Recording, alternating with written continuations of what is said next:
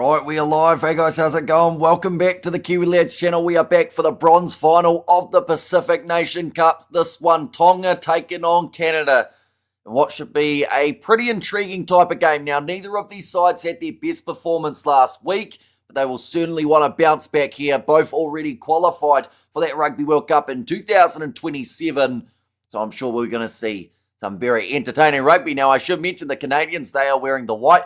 For this contest, the Tongans, they are in the red and they are led by big Ben Tamefuna. Managed to score himself a try last week up against Japan. Love nothing more than to cross the try line again here for Ikale Tahi in the front row. Fisi Ahoy at number 1. Sam Molly and Ben Tamefuna, like I mentioned. Pula 90 alongside Harrison Mataeli in the locking duo. Ahokovi as the 6. Afangia as the 7. And Sam Moala sorting in as the number 8. In fact, it is Siosua Moala as that starting 8 option. Instead, Sonatane Takaloa as the starting 9 with Patrick Pellegrini sorting in at 10. Fatuli Paya and Charles Piutau making a bit of a switch from the 15 jersey into 13.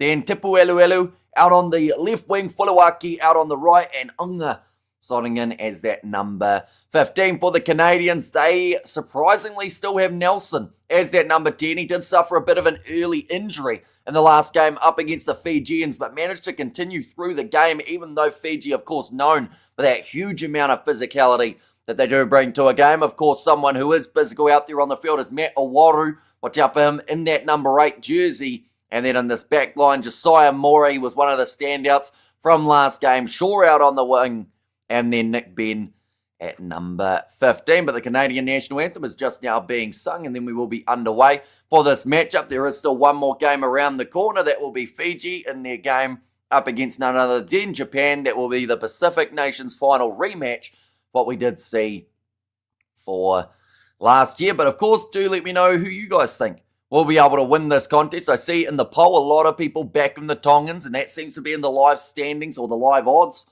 What a lot of people are expecting as well. This Tongan side, they actually had some very strong moments up against the Japanese. They did just slow down in the second half. I wonder if they can put together an 80-minute performance here from the Tongans. Perhaps that is where we will see them really strike well in this match. But Charles Piutau, I'm interested to see how he goes as the 13 in this matchup, seeing as we have predominantly seen him play at 15 when he does play for the Tongans. Tonga will well and truly be up for this challenge. This game being played in Utah. We have actually still got the Colorado background for this game. Salt Lake City, we have got there. What happens if they draw the next game for Samoa and Chile? It is based off who has the most tries, I believe someone said. And then if that is also still even, then it comes down to world ranking, in which case I believe Samoa would actually go through based off being higher up in the overall standings. And then that would take Chile into the repechage. But I actually like the fact that it was a draw, because now it makes it so easy to describe. For the next game, it's pretty much whoever wins, they go through to the next stage of the competition. Now, the chance of 2 draws in a row is pretty slim, I would say. But you just never know. The Tonga national anthem has been sung for Tuli Paya.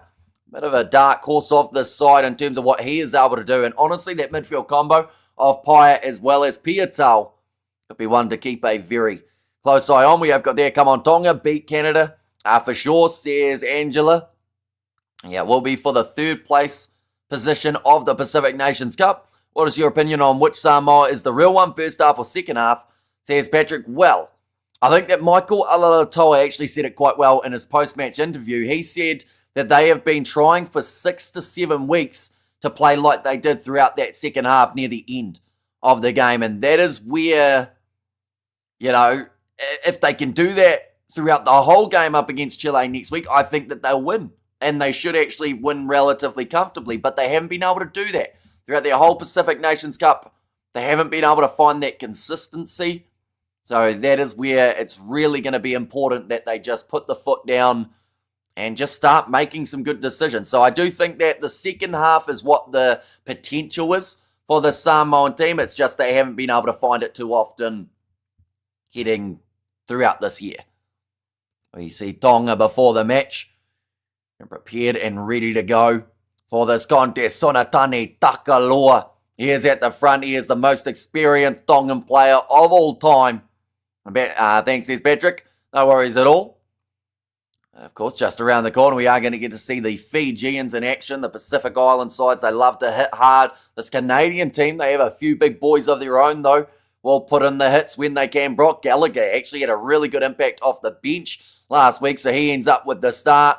See, one of the Canadian players, I believe there was Isaac Kelly, given the big wide eyes to this Tongan side as they are laying down the cultural challenge before the match.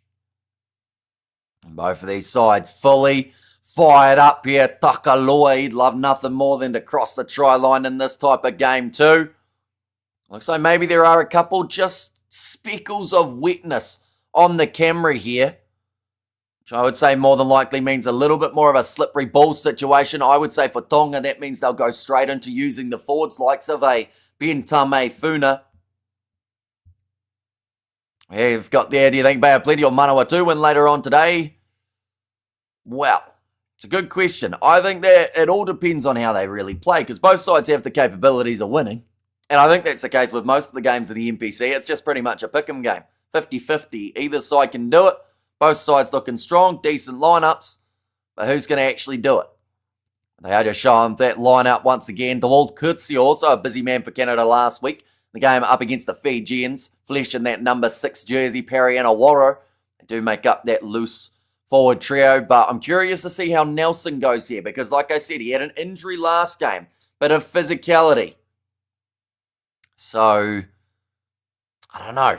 Couple big hits here coming from the Tongans, and it may end up putting them off a little bit, I would say.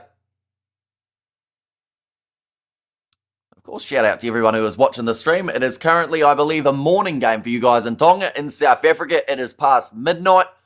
So whether or not you are watching from the bed or in the car or, I don't know, in the shower, some people might do that. But hopefully you're all doing well. And I hope you are excited. Your phone would have to be waterproof, though, for that last one. But now ready to go at the moment. Ewan Cross, he had to run so hard in the game last week. He was absolutely puffing. But he finished it off, managed to finish the game.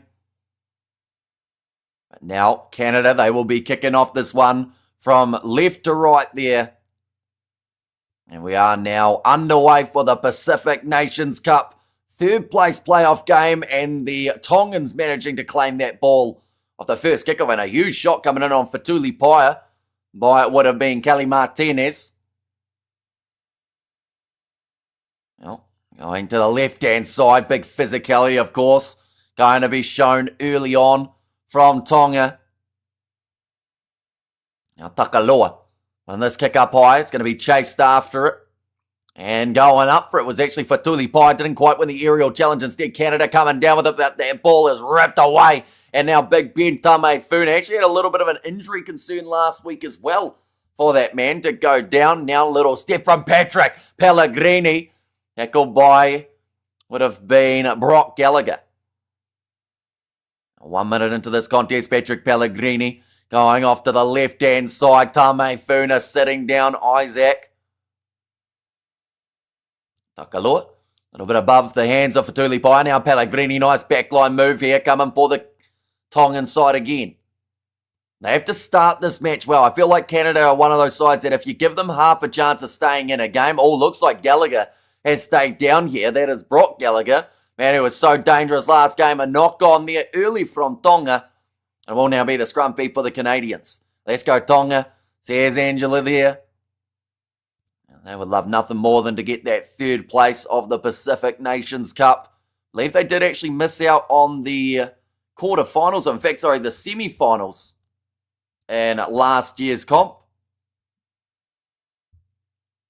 They will not want to be missing out on the chance of getting a bronze here. Already Brock Gallagher. This is a very slow and methodical build back to his feet here. And it looks like there's already a Tongan bleeding nose too. So a lot of physicality throughout the first 2 minutes of this game. Lavinetta has said go Tonga. Of course, the Tongans, they have booked themselves their spot through to the 2027 Rugby World Cup. It is going to be an epic one. So many sides taking part. Now, first scrum feed, it will be for the Canadians. And just looking through, Brock Gallagher is going to continue in this game, but he was very slow getting back up to his feet. I have to keep a little bit of an eye on him. I'm not too sure whether or not it was just a knock. We see there Saj Frafisi Ahoy, that number 1 jersey going up against Cole Keith for the scrum battle. Hopefully first scrum's going to be relatively smooth running in this matchup. We've had a lot of resets throughout the weekend, and hopefully this is not going to be one of them, and we get a free kick going the way of the Canadians for a little bit of an early push from Tonga. Now going away to the left-hand side, Nelson putting it to Nick Ben now.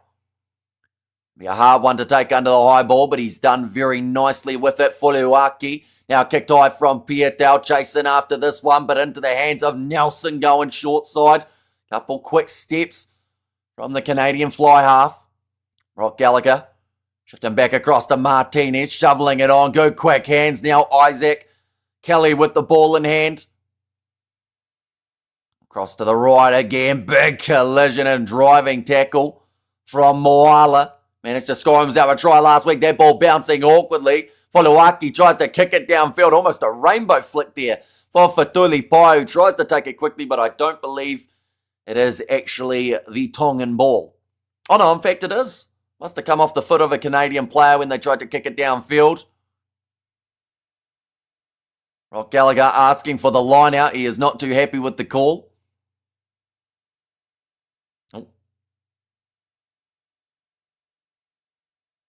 Okay, referee just making sure that all the water was off the field by the sounds of it, although there is a bit of rain that is starting to fall, so that will be a hard job to keep as the match wears on. Sonatane Takalua goes a little bit low for him. Parry to get the steal and the breakdown when it goes to the Rugby World Cup. Both of these sides already qualifying for the Rugby World Cup, so this is actually more so just for ranking, as well as, big collision with Ben Tamefuna, as well as just pretty much see who gets third in the Pacific Nations Cup. Now, little no-look pass there. Charles Pietau receives the ball from Fatuli Pai. One maybe slight disadvantage of Pietau playing fullback is sometimes we don't really get to see those attacking runs from such a skilled player, but with him being at 13, linking up with Fatuli Pai, I think we're going to see him quite a bit throughout this one. Ben Tamefuna, he is another guy we're going to see a lot of. That's already about his 5th carry of this contest, and that is going to be now the penalty going the way of the Tongans. I would love to see them kick for the corner here.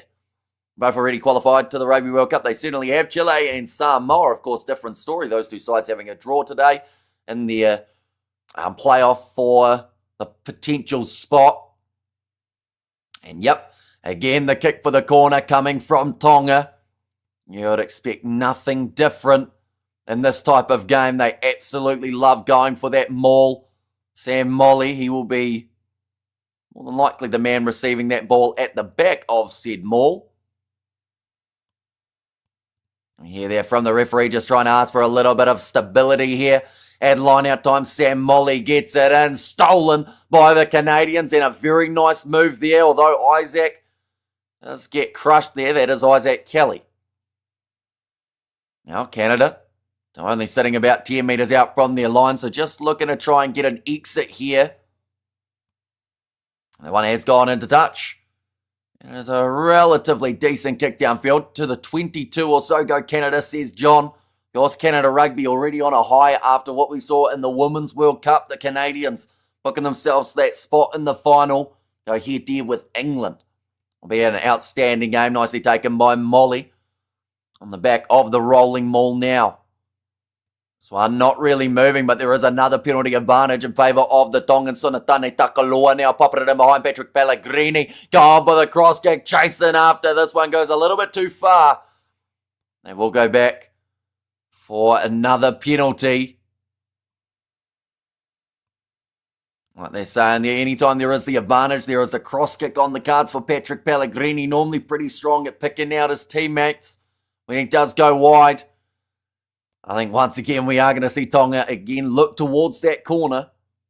And that seems to be the only mindset that they have at the moment, is be extremely aggressive and hope that that wears down the Canadians. About 10 metres out from the line, perhaps not as close to the corner as Pellegrini would have initially been aiming for. Now Sam Molly with this line-out throw going to the front. Little bit of a set play there from the Tongas, but they will only be a couple metres out now from the try line, popping it up into the hands of Moala.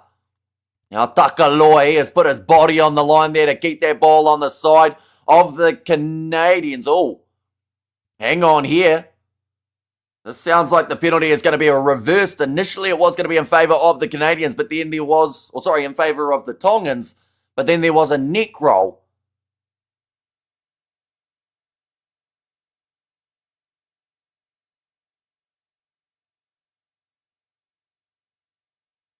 Okay, so Ben Tamefuna just asking the question of what it was actually for. So pretty much what's happened there is they initially had the penalty in favour of Tonga, but due to a croc roll, that is foul play that overrides just a regular penalty. So that is why Canada get themselves the penalty there. And come on, Hamish, please, back Tonga. Heck yes, says Mark. A good kick downfield from Nelson again, just trying to get further up the field. Now sitting about 35 metres out from the line at the moment.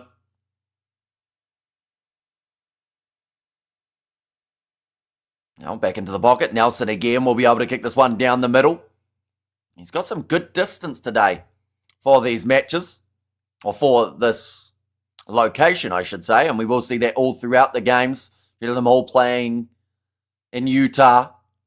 Canada 40 metres out from their line. Gallagher. I don't think Tonga will regret not taking on that 3 points as of yet. But if this is a close game by the end, I'm sure that there would be those thoughts going into the head. Gallagher again will put a high big charge down for Tonga. Now Nelson looks like it's going to force an attacking play before the kick comes from Nick Ben, looking for the 50-22. Really nicely done by John Tipueluelu. He's able to keep the ball in the field of play and goes down the middle. Big bouncing ball. That one's going to keep on rolling. All but in the in-goal area. Now Nelson off his left boot. Doesn't manage to find the touchline. Running this one back for Tonga now. 40 metres out from the line. Big barnstorming run from Moala. He just loves to get his hands on the ball. Pick and go now around the side of the breakdown. It looked like it was almost playing the 9 again there from Canada. Have to be very careful doing that. Ben Tamefuna with his carry. Back across Tonga. Finding the ball 10 metres out from the line. Tamefuna a little bit slow getting back up to his feet. Pellegrini showing off some quick stepping there. How did you watch some of his Chile? I ended up watching it on Rugby Pass TV. Going back for another penalty in favour of Tonga. Just seems to be too many in a row at the moment. They're going to be 10 metres from the line. So again, it will be a kick towards the corner. And super best member Hamish. Says Mark. Now Patrick Pellegrini, he is making sure that one goes out 5 metres from the line. That is where the rolling maul of Tonga can really kick it in the guts. We see it there, Moala. Soon as he saw any sort of space, he just wanted to go over absolutely everyone in his path towards the try line. And now 5 metres out, Sam Molly. Important throw here taken by Tonga. Going to be in the hands now, rolling forward. This has to be close, and they are over. The question is, who is it? It's looking like one of the loose forwards, I want to say. He slammed into the ground. I think it is, in fact, it might be Moala who has popped up with that one. It is a big moment there for the Tongans as they just bulldoze towards the try line. I want to say it is Moala. It was either him or Afangia, one of those two. Going to see it there. Where is the ball? That is the big question. It is Afangia who has managed to go over. Moala was the first man who made contact. And Tongan supporters in the stands very happy with that one for Tupo Afangia. Only 11 minutes through this game. Think Chile got it. Says Eddie, well, that's the thing. They're going into that next game at a draw, and I do think that Samoa finished that match better than Chile. So it's a bit of a tricky one, although, of course, all that one's going to go over. I see taken 7-0. And last time I looked, so you don't actually know the score from that previous game. I won't spoil it for you, just in case you do want to go back and watch it. But it's an interesting finish in that game, but happy with that one was Ben Tamefuna putting his hands in the air and celebrating it. Tonga will destroy Canada. Samoa will destroy Chile in game 2, says Sonny. Now nicely going up for it was Canada, but just knocking it on in the process. Got to get out of it. Now, just this kind of pace and tempo we are seeing. It's been incredibly impressive so far from... Oh, that one's going to go out, so they will go back for the initial knock-on. Does home ground make a difference in your opinion? I believe so. Depends on where your home ground is, though. Like, for instance, Samoa's home ground for that game up against Chile was Utah, whereas Chile's home ground next week is in Chile. So I would consider that a very substantial advantage for the Chileans. You know, for certain games, like Rugby World Cups, of course, whoever's the host nation normally like to consider themselves as one of the favourites, but... You know, sometimes some sides are just better at playing on neutral territory. Sometimes it motivates them that little bit more. And those travelling fans, well, it's a joy to watch. But Takalua ready to put this ball in for the Tongans. Going to put it in nice and straight. Yes, he does. Ball comes out the back now for Sonatane Takalua. Going off to Patrick Pellegrini. Step in the midfield. Piatel tries to sit down Nelson, who's done very well to be able to make that tackle. Now Pellegrini back into the pocket, chipping it in behind down the middle of the field. Bit of an awkward bouncing ball, but Ben has cleaned it up with his mullet. And that one has skew-whiffed off the side of the boot of Ben. Definitely far from his best kick. Ben's on home ground and the team's involved. Says Sonny, listen, see, I would say, for instance, Wellington I don't consider as a home ground advantage for the All Blacks because their record there, they've only won 4 of their last 11 at that location. So... you'd almost argue it does the opposite of a home ground for them. That one's going to be stolen by the Canadians at line-out time. There's somewhere where Tonga have slightly struggled. Oh, that's a big collision. Pellegrini. He's got extremely lucky that Moala didn't clean him up completely there. Little pass on the inside now. Breaking of the line for McMillan. Tamefuna saying that he's not offside. And that is going to be the penalty going the way of Tonga. Tamefuna's already hands on hips. That man's feeling a little bit tired at this stage of the match. Well, I just got here and Canada always losing. Or already losing. So here's Big Rig. Right, the option here. They're going to take on the post. I think that this is more so just a breather here for the Tongans. Talking about extending the lead, but I think it is just more so the forwards have been working hard the last 5 or so minutes and they wouldn't mind a bit of a break here. We have got there, come on, Maple Leafs. Don't let your people down. Follow on from the women. Says Big Rig Joe. Yeah, massive one already for the Canadian women being through to that final to take on England. The Red Roses at Twickenham. Well, I just seen the score. Samoa managed to draw versus Chile. Well done, both teams. Let's go, Canada. Says Johnny. And yeah, it makes that game next week even more intriguing with the fact that whoever wins that will then qualify for the Rugby World Cup. Pellegrini. It's going to go away to the right-hand side, and he does miss that one. A bit disappointed about that one, Pellegrini.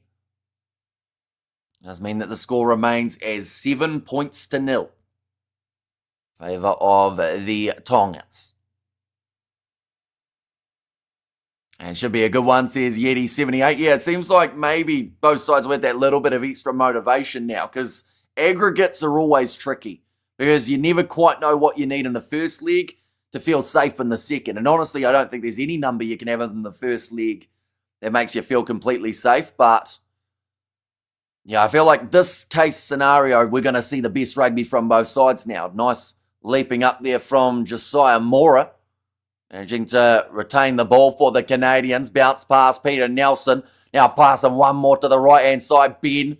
Oh, that's a big collision there with Fatuli Paya. Across to the left again. Tonga's actually been pretty handy in the breakdown so far. Throughout the first 16 minutes of their game, their defence has been solid. They haven't really let too many slip through the cracks in that regard. Now going up for it, nicely taken by Tonga.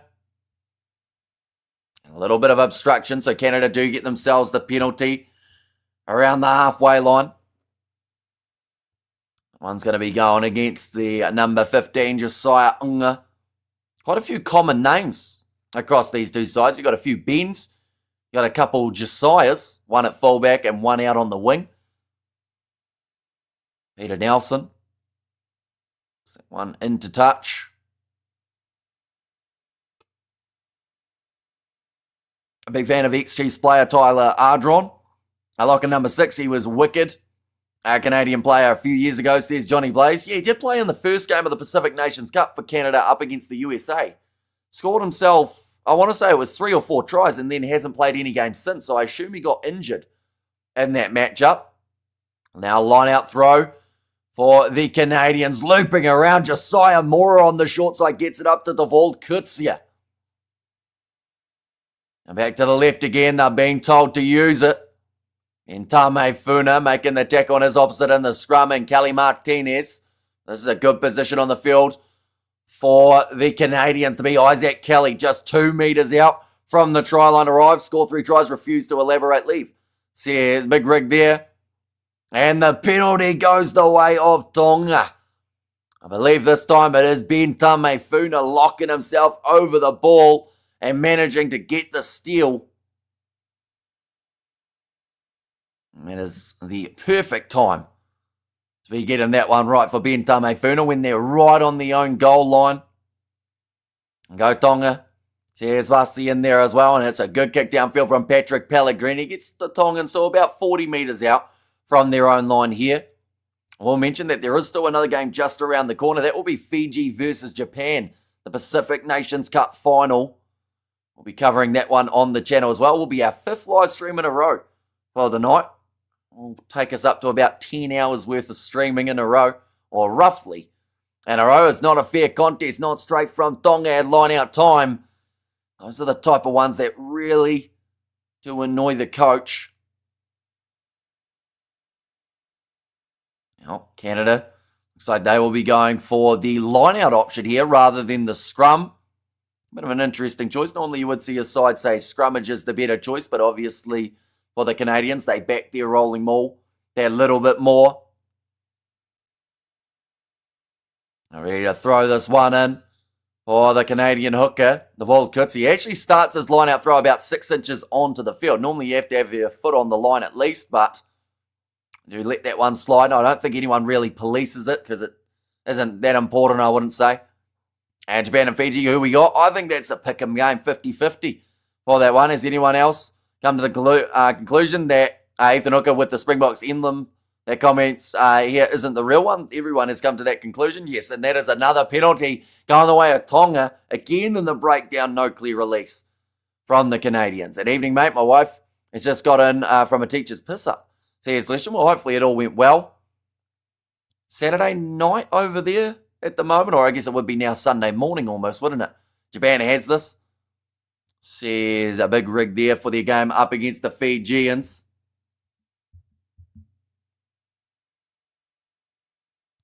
They're just going to show it again here, just so quick into the breakdown. It was John Tupueluelu. Alongside, I believe it was also Moala. And we're not letting that one go. A little bit of closing the gap coming from the Canadians there.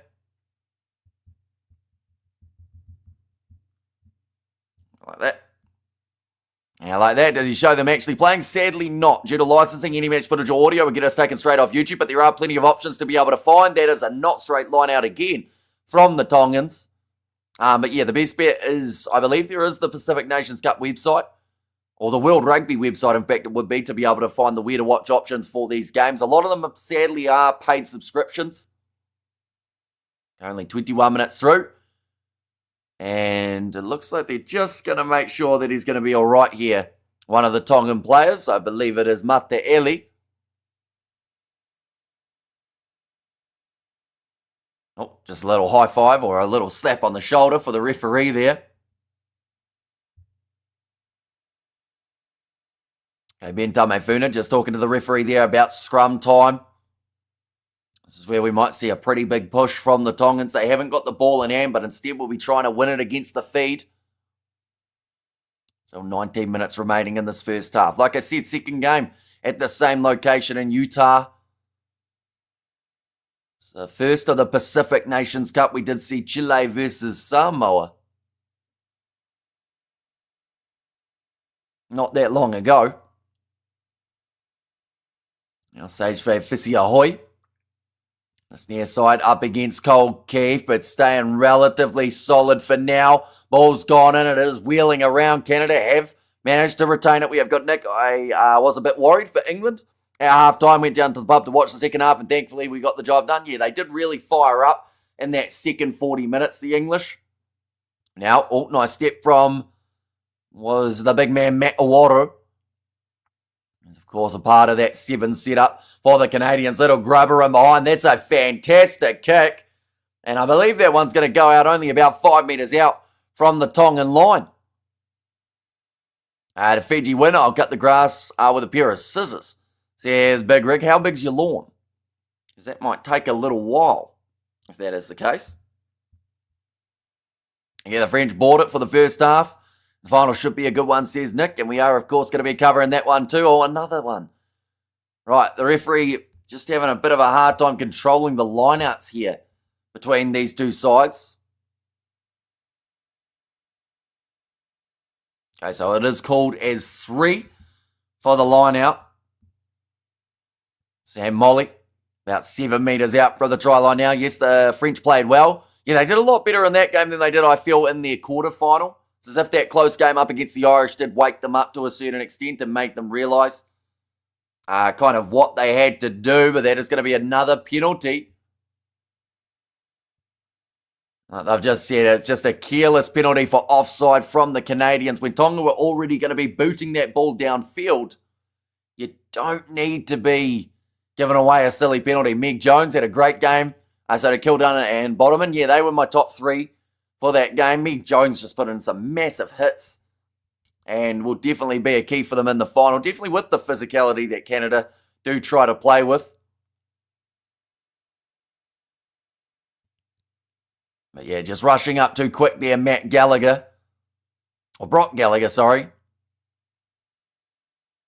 I'll line out here for Tonga. Had a hard time at lineouts, and they have managed to claim that one. Takaloa goes across to Bentame Funa.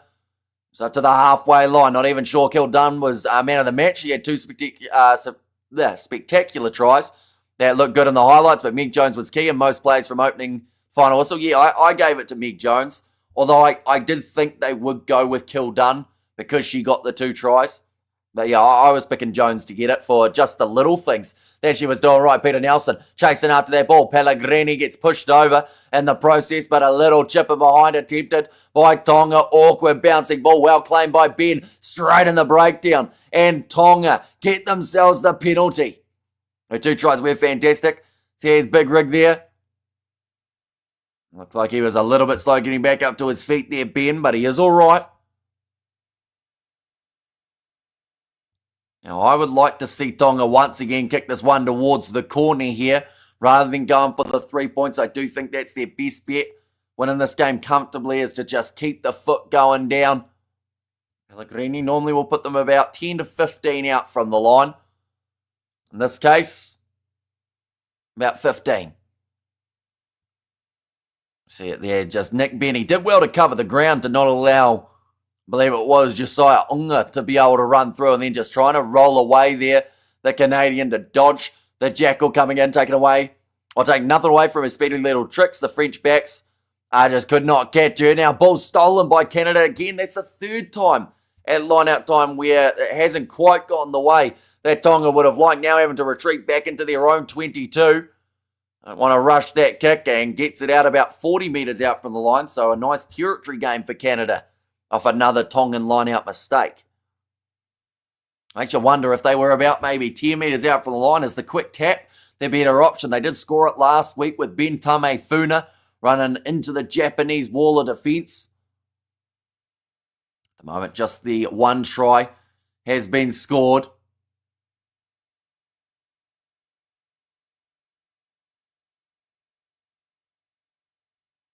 But now, 14 minutes remaining. He does like to shuffle forward, the Canadian.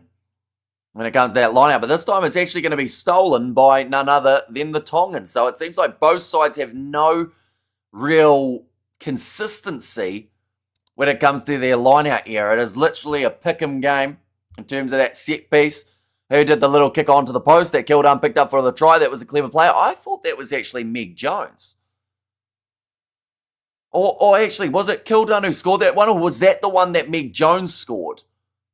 Potentially at the end of the game. That might have been the Meg Jones one. Now, ball there for Brock Gallagher. And now Josiah Mora. In fact, that time it is Matt Oworo. And again, Tonga managed to get themselves a steal. That was Meg Jones. There's Big Rig and quickly taken by Sonatane Takalua. So deciding that he wants to avoid that line out. Which probably isn't a bad idea. Oh, tell you what, Moala's face is hit hard on the turf there. It's actually his own teammate who slammed him into the ground too. The Tulipaia skip pass on the outside. Now the step coming in from Pellegrini. Shovels it on. John Elu. And it does go into touch. I also don't think hitting the post was intentional, but it worked out well. See his Big Rig. Yeah, and it was just that little bit of a lucky bounce every once in a while for the English. It's like that one that we saw where the French, they tried to control it with their foot. And then it went straight into the hands of Kildun and she was gone. So, you know, those little type of moments there can make all the difference. We'll go like that. And we will go like that as well. Just looking at the odds at this point of the match. And currently, Tonga, they were favourites at the start of the game. They are just a little bit more of a favourite now. Which is not really a massive surprise at this stage. They have just got the one try, though. I think that that's probably the biggest surprise. With the amount of attack that Tonga have had. The fact that they have only crossed that try line once at this stage of the contest. Still heavily supported by the fans in attendance for this game, though. Now, that was almost an awkward landing for the Canadian, but now Matt Owaru. Low tackle made by John Tipueluelu. It would be wild if they stopped being favourites. Once they started winning, says Big Rig. True. It can happen in a weird way, though, depending on if it's a red card or something along those lines. That is normally the biggest time that you see the odds switch. That unpredictable bounce of the rugby ball, says Nick. Yeah, I was more interested in that betting line at the moment. Was what I was more so looking at. And at the moment, the way that it sits, Tonga are expected to win this game by around 17. As what they have called. Whereas at the start of this game, they were expected to win by only the 14 points. So going a little bit more in favour of the Tongans now. But now they will go back up to the mark where the penalty, in fact, no, sorry, it was the knock-on, so it will now be the scrum for these two sides. Already 29 minutes through. That's the good thing about these matches. When both sides are trying to play that attacking fast style of rugby, after a big weekend of all sorts of matches, they always fly by quick. Feel like that Fiji versus Japan game could be relatively similar in that regard. Just getting a little bit of a warning here in terms of those scrums. Both sides haven't been completely as stable as the referee would have liked for this one. But this has to be a big push. A penalty advantage here for Canada. Put them in the perfect position. Oh, and another scrum reset. It happened quite a bit throughout this game already. Oh, Stage-Frey Fisi Ahoy having a little bit of a conversation there with his opposite number, Cole Keefe. The referee's actually decided to switch the side of the field now, just to try and make sure that nothing too funny happens on this near side. There go Tonga and our Pacific Island teams, says Eddie there. Yeah, Fiji going to be playing up against the Japanese around the corner. That is a game that we are covering on the channel as well. Anyone who is new, of course, be sure to hit that subscribe button. Gallagher to put that ball in again. Referee watching this one extremely closely. And it has wheeled away to the side. And penalty to Tonga for the scrum. It is a big push from Ben Tamefunu, who ended up getting flattened underneath that scrum. He'll be more than happy with that push. I think it was Sage Fisiahui who also managed to get the good shove in. Now Patrick Pellegrini again, the chance to kick this one towards the sideline for Ikale Tahi. And that's right near that 15-metre line once again for Patrick Pellegrini. The line-out has not been consistent by any means for either of these teams throughout this match, but it's when they get it right that it can be so dangerous for a team like Tonga. They did actually get their first one right, and that is what led to their try. Just using that pure physicality that the forwards can offer. Sam Molly over the top. Once again, a loose ball. It's not straight from Tonga. And I would not be surprised if Sam Molly may get subbed here at some point, just because these lineouts are going far from perfect. It's going to be frustrating for Tonga. They are doing all the hard work, getting into the right position on the field multiple times, just to then not be able to finish it off. How do you reckon Otago are feeling this morning? They're probably pretty hungover, I would think, some of them. But the thing is, they have to go straight back into business mode, because they have to go up against North Harbour this weekend down in Dunedin. And of course, North Harbour, they are yet to win a game in the Bunnings NPC, but, you know, that could be the motivator. Try and get themselves that Ramfurly shield thrown into the front. That one was not straight. Okay, Tonga have to take the scrum feed here. There is absolutely no way that they take anything but a scrum when they've had that not straight throw from the Canadians. Isaac Kelly, man, he did jump up and get that ball. He is an absolute unit in the locking duo. And come on, North Harbour, so Southland can get it in round 10. Says Highlanders fan. Yet surprising the alliances that we are seeing with certain supporters at the moment. In terms of the regions and supporting certain sides. Try and kind of hope to get a Ramfurly Shield challenge. Sonatane Takalua. And ready to put this ball into the scrum. You need to nail the fundamentals. When your lineouts make good passes, mark the other team. Feels like some teams try to be clever and fancy, then fail to the easy stuff. Yeah, and it's that short line out, isn't it? When you see them try it and it's never straight and you go, why'd you do that? That's a big push from the Tongans. So I think they'll go to the scrum more often than not now. Patrick Pellegrini straight through the gap and scores the try for Tonga. And that'll be their second now of this third place playoff game. And just pinning the ears back there, Patrick Pellegrini using his pace and managing to finish it off, but the scrum was the difference rather than that line out. And like I said, I think that Tonga will be using that more times than not here with the amount of dominance and the biggest push that they have had almost of this whole game. When it came to the scrum, Canada just ended up stepping a little bit away there. And Rutro Scooby says, Big Rig. I didn't quite commit to the impression there, did I? Patrick Pellegrini pierces the gap. Does manage to score the try. Just talking about the fact that Pellegrini, that was actually his first cap ever up against the Canadians when he made his debut. And all three of France's tries today came from England not having any backs on the wing. Says Big Rig, so perhaps that's something that Canada will look at as a potential exploit that they can use to their advantage. That kick has gone over from Pellegrini and 35 minutes through. Now the score 14-0. Favour of Tonga. But it was a nice shovel on from Vituli Pai, just finding that gap so well. We see it there, the Tongans supporting the forward pack as well, celebrating it with the big men up front who managed to get that nice initial push. There's a knock on from Tonga now, though. Perfect time to get the second try. They'll be a bit concerned about the fact that they have just knocked that one on. That could have been the time to go back to back. If you are Tonga. Now instead they're giving Canada just that half by a little sniff, being able to get back into the game. And it is almost a must, or a very much so needed try for the Canadians here. Only just the 4 minutes remaining of the first half. They are sitting 32 metres out from the Tongan try line. And Samoa came back in the second half. Canada can do it too. Says Big Rig. Yeah, I think that, Otago, they're another example. the Griquas, although they weren't really too far behind at times throughout that game. They were always just about within reach. And, that time it was going to be the penalty going the way of Canada. In fact, they will go back for it now. Right.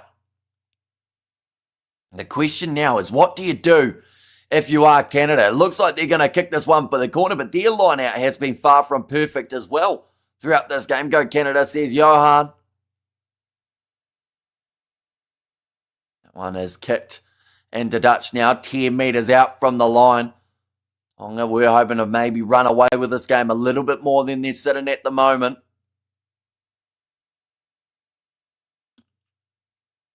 A line out for the World Kutsia.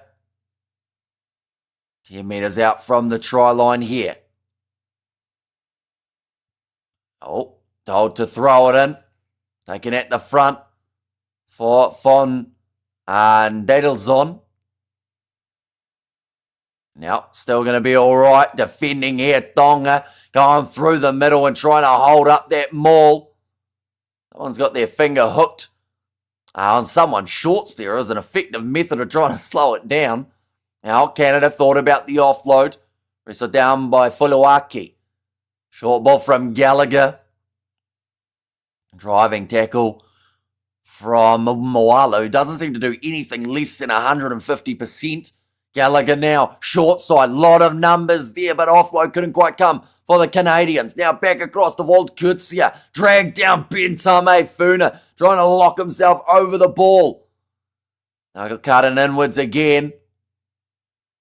Just short over the try line. I believe there was a penalty advantage over, or just short in fact, for Isaac Kelly, and it is another penalty advantage against the Tongans.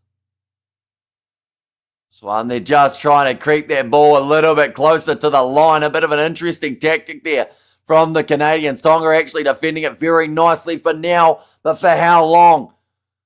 Now pick and go coming in again from Mason Flesh, the captain. He is short as well. There's about 7 or so forwards for the Canadians trying to bump over this try line. And this time they get over, and it looks like it's going to be Matt Awaru, who does manage to score. I think Canadian national team will benefit for the new MLR rules. And no way is North Harbour taking the Ranfurly Shield from the house. A painter target all the way, says Lawrence. Matt Awaru, the big man at 8. First try of the day and the first try of the match for Canada. So that all came from the knock-on from the Tongans off the kickoff, not cleaning it up well. And then from there, Canada just kept on putting those phases together and eventually breaking over the line with Matt Awaru to score the try for Canada. Peter Nelson adding the additional 2, so that is going to make the score now 14 points to 7 between these two sides. Now with just the 1 minute remaining, Canada will feel like they are right back into this game now. They've got a team huddle going on at the moment. I don't know whether or not that's due to an injury or what. There is only 45 seconds remaining before we get to the halftime break. A lot of analysis going on in the Canadian coaching box. Watching closely. Trying to work out what they can do in that second half. Try and get back into this contest. Just the 25 seconds remaining. I think that Tonga, if you're Pellegrini, you kick off deep here. Oh no, it looks like they're actually going to go for a retaining the ball option for the Tongans, but it is beautifully taken by Canada with Fletch. Being told to use it. 6 seconds remaining in the half now. Looks like Gallagher is going to fire it back into the pocket. In Canada, they will just kick this one into touch. Not an extra second passes by. And it will now be halftime. 14 points to 7 between the Tongans and the Canadians. And Canada, flag there from John. Supporting them in this match. Of course, the Canadian women's side, they are through to a final. Canadian men, yeah, they can finish third, which would be their highest finish in a Pacific Nations Cup competition. That type of motivating factor is definitely what they will be after here. Tonga just in the huddle. Canada going into the sheds. It's look a little bit overcast at the moment for this match in Utah. Bentame Fune is going to lead the team off of the field. A close game. And I feel like it's going to be more of the same in that second half. Someone is going to take this game on. And I think it's going to be whoever makes those less mistakes. Canada need a Kit Kat and a sit down. See, there's big rig there. I've been a little bit strategic. If I shuffle forward, I can lean back further and still seem like I am forward.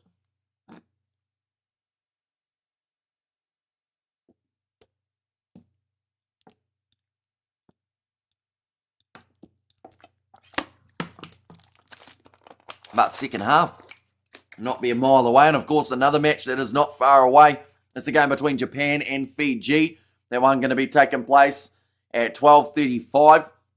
I believe kickoff is for New Zealand time. For us, I want to say we're starting at 12:20. 1:20, sorry. So it is a 1:20 p.m. start for us, but a 1:35 kickoff for that game between Fiji and Japan. The much anticipated Pacific Nations Cup matchup, the rematch from last year's final. I do think we're going to get to see more of the same in terms of that fast-paced running rugby that we've seen from both of those sides throughout their group stage fixtures. Because at the end of the day, Japan have scored over 200 points from their first 4 games, and I just don't see a way that they don't go that aggressive in the upcoming match. Now, of course, it might be because it's a final. They'll go a little bit more safe. Oops, that's the wrong one. There we go. But I could really see them cranking it up here, trying to finish the Pacific Nations Cup competition with a bang. But while we are at halftime, of course, do let me know, ladies and gentlemen, who do you think is going to win that match between Fiji and Japan? I think it could go either way, to be honest. Fiji won it last year. These are the way that the table sets during the group. As you can see there, Tonga, because of their win over the Samoans, that is how they booked themselves a spot into this third place playoff game after the defeat up against the Japanese. A few more yawns coming in, of course, after the big all-nighter. In Japan, they were sitting plus 68 from their first 2 games, and then from there, their semi-final, and we were able to go up. I actually said over 200 points, but I believe they have had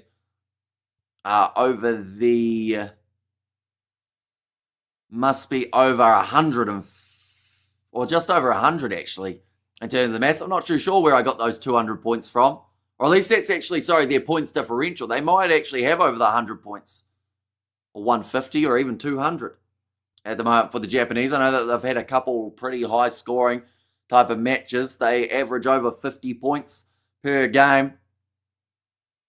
We once again see the cultural dancing on the field at the moment during this break. Utah look like a nice enough ground, and we haven't seen a huge amount of slipping at scrum time, which is always fantastic news. Looking through at the benches for these 2 sides, we will go like that. There we go. So for Tonga, they have got Halaholo. They've got James Favour making his way off the bench as the number 23, and then in that 4-pack, Kolamatangi as well as Finau.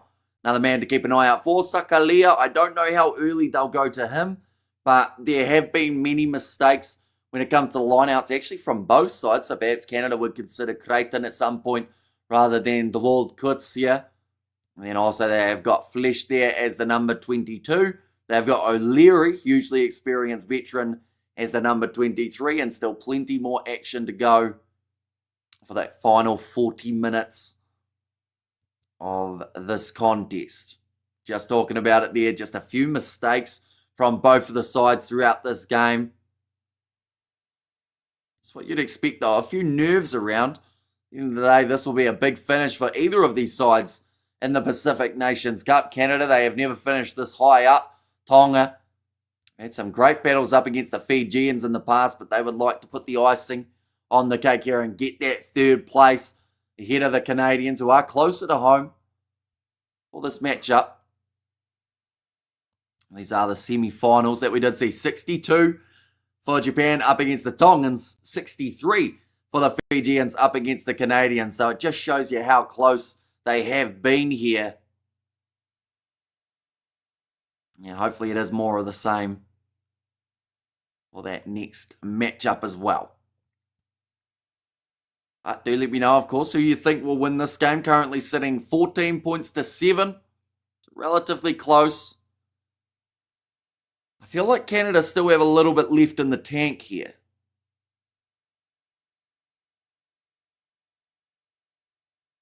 Now we're also just showing that Patrick Pellegrini miss 15 minutes into the contest, where Tonga did actually opt to go for the 3 rather than looking for the 7. That was a different tactic, but didn't last very long. Then from there, they went back to the lineouts, back to the scrums, and tried to finish it off.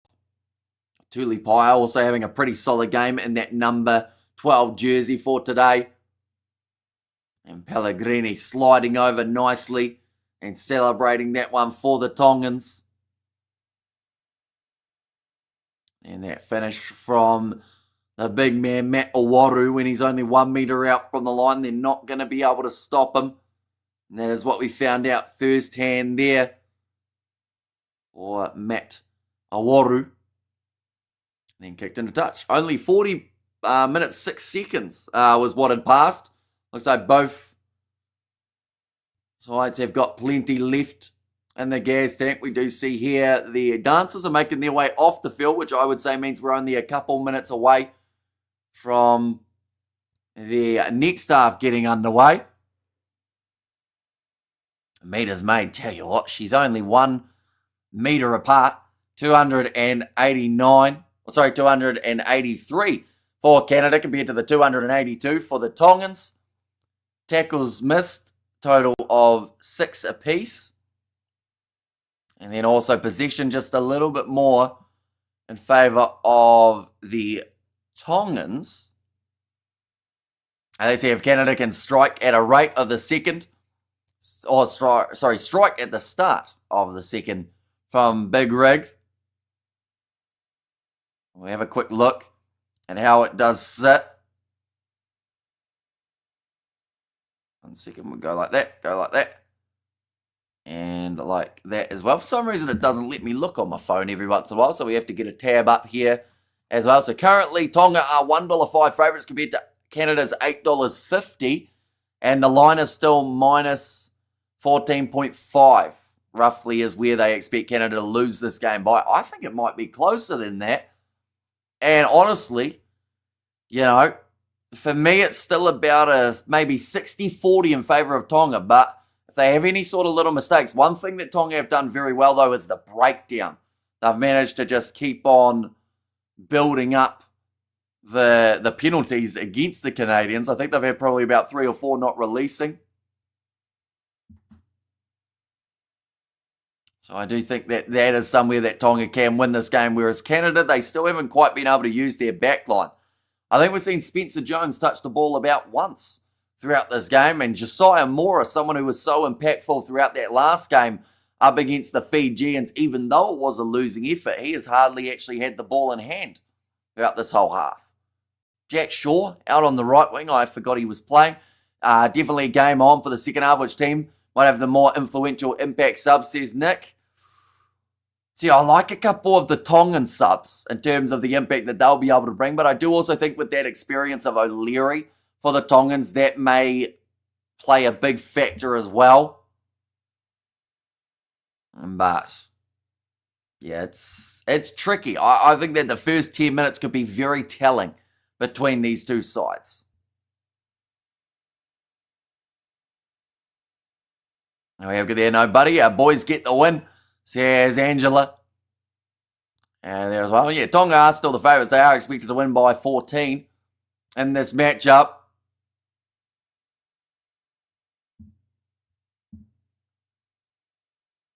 They're showing the big hippos in South Africa. Hippos are dangerous. Those things hate people and aren't as friendly as they look.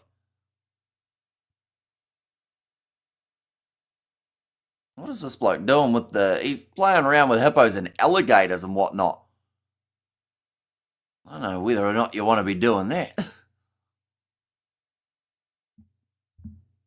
1 second, we'll go like this again, and like that as well. Also, I should mention, originally we were going to have a guest for this live stream, ladies and gents. That did end up falling through about 15 minutes after we did schedule the guest to be coming onto the channel.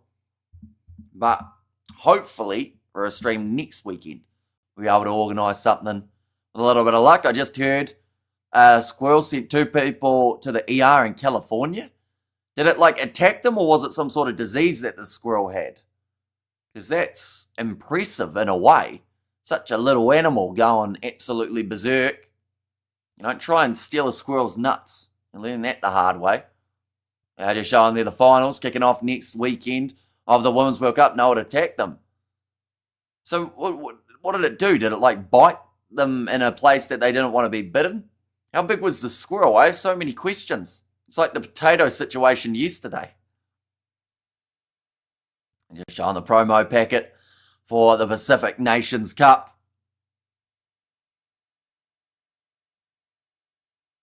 You can hear a little bit of wind outside. We had a severe wind warning for today, and luckily it hasn't really shown up just yet. Showing some of those players for Fiji, Naya Falevu, Tui Sova, all those guys who sadly are not playing in this Pacific Nations Cup. Still some phenomenal players out there on the field. And always some huge hits coming in from Moala, no matter where he is. They're on the field. Normal squirrel latch yourself onto one of their legs and arms and the other's face, scratching and biting and kicking. So what do they do to annoy the squirrel? Was it just in a bad mood? I feel like squirrels are quite quick, aren't they? But the first reaction a lot of people would have is to think, right, just take it off. But then I guess that's a bit different when you're actually being attacked by one. Now second 40. Canada want that quick start. Tonga have got the 7-point lead here as the two sides run out of the tunnel. We see a couple people in the stands having a bit of a dance there. And the theory from the news article I saw is that it's likely the squirrel was fed by humans when it was small. Oh, so they trusted that squirrel. And that squirrel said, you know what? You've fed us enough. Now we're going to get you. I know a girl from Zambia at uni. Dad was a ranger. And she said, you really shouldn't mess around with hippos, says Nick. And now it's grown up and it's like, where's the food? And got angry when hungry. Yep. And some little creatures, they have them big tempers to go with it. So Ben Tamefuna just having a bit of a conversation with the referee now. I believe it is maybe to do with the scrums. Yet again, that is somewhere that Tonga started to get a bit of dominance throughout that first half. Charles Piutau hasn't had a huge amount of the ball in that number 13 jersey. Mate, I live in California. Ain't no one going to hospital for a squirrel. But extreme lames, we have bears, mountain lions, and rattlesnakes. So yeah, Sonny, bloody hell, I was ready to go to bed, and this game popped up, Vodka Love. So yeah, flesh in there. It is great to have you. Of course, that next one, Fiji versus Japan for the Pacific Nations Cup final. It's going to be a brutal time zone for quite a few locations around the world. Not a bad one for us here in New Zealand, and also not bad for Fiji or Japan in terms of the time that one has taken place. Squirrels have it all planned out, I reckon, says Nick. But now will be Tonga kicking off this one, seeing as Canada kicked off the first half. It was well retained from Tonga for that first 40. I love those clips of black bears bumping into humans and then being scared of them. Some bears don't seem to realise they are bears, says Big Rig. The crowd being loud and proud for the Tongans. I think there's actually more Tongan supporters here than there are going for the Canadians. And great pronunciations, Hot Shot Amish. Says Sonny there. Now Tonga ready to kick this one off. Referee ready to blow the whistle to get us back underway. Hopefully another fast-paced second half of rugby between these two sides. That one almost overcooked right next to the sideline. The ball goes on the inside to the lone try scorer, Matt Awara. Hasn't managed to get himself any other tries throughout this game. Neither have Canada in general. Let's see how it goes in the Japan game. Says Big Rig. Now, Sanatane Takaloa, ball there for the Tongans. Looking to use that back line again. Pop pass on the inside. Going to Pola 90. Now starting to move it out wide. Piatel with a beautiful offload. 5 metres from the try line. This is normally when you look for someone like a Ben Tamefuna, but it's a knock on. Black Bears only get to 500 pounds max and not aggressive like Grizzlies. There are no Grizzlies in California, and also the Tongan flags there from Supuni there.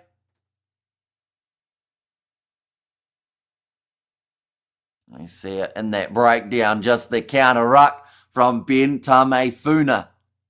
To start that momentum going in the right direction. Close game, Tonga is making hard work of this one, says Patrick.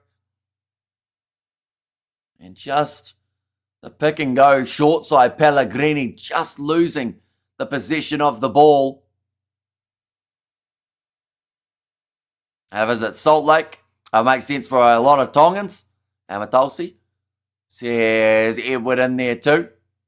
And close game, Tonga making hard work of this one. I feel like even a teeny or little weenie 400-pound black bear turn a human or could take a human in a fist fight.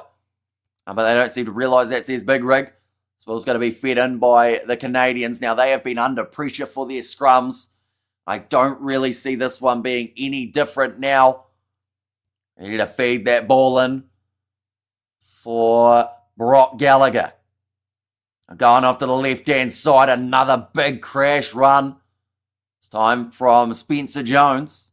And misses first because Malpisi playing even Funa says the AO underdog. And who do you think is going to win?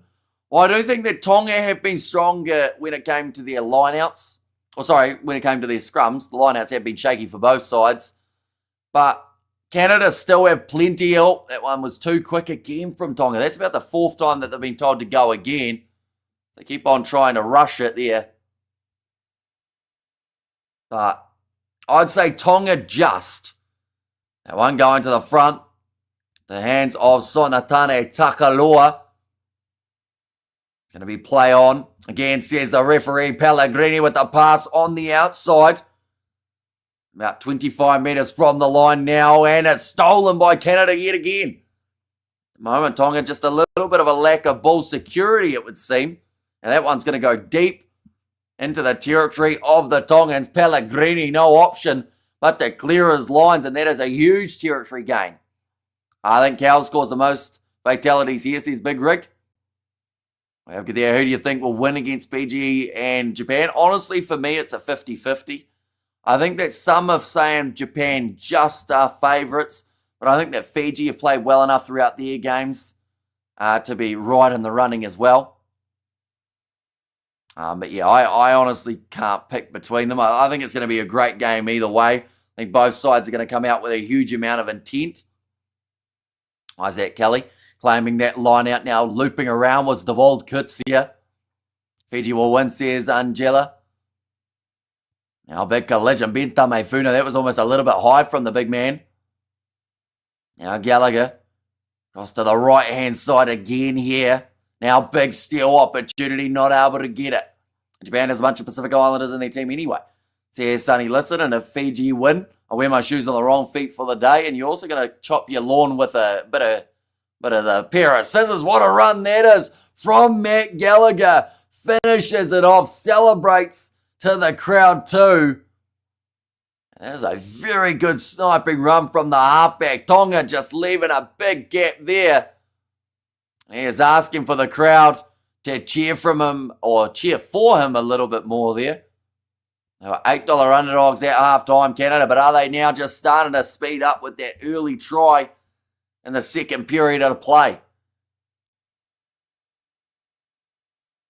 Tonga trying to get that steal on the breakdown in the one-on-one defence.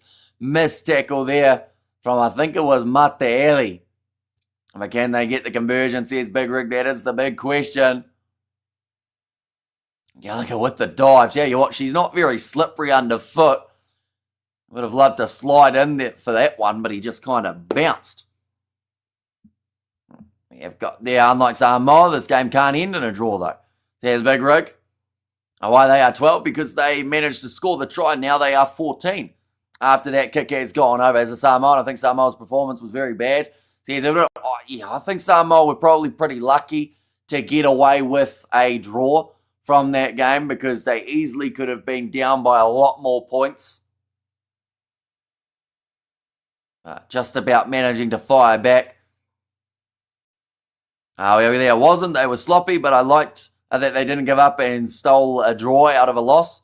So here's Big Rig. Now going up to that ball, it will be the Canadian skipper, Mason Fletch. Or Flesh, I should say. Now the World Kutsia. Go hard, Ikale Tahi. Sorry, I wrote that wrong. Samoa were bad, but I like that they held on. Here's Big Rig now. Patrick Pellegrini looking for the chip in behind here. Will roll into touch. And slightly different tactics coming from Tonga in the second half. Let's go Tonga, show these scumbags how to do it. You really hate Canada, don't you, bad dog? Seems to be the trend of the day. We have there go Tonga go. So here's Angela there. Only just the 34 minutes remaining in this matchup.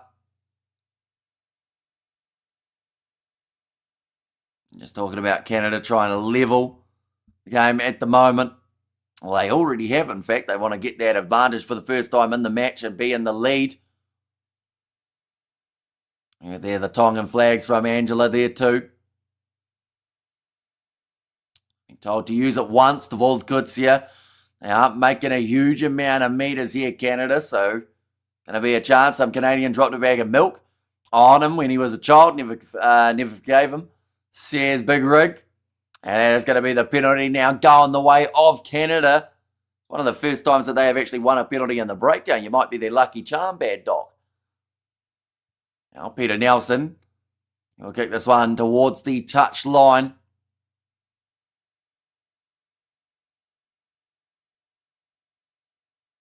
This one about 22.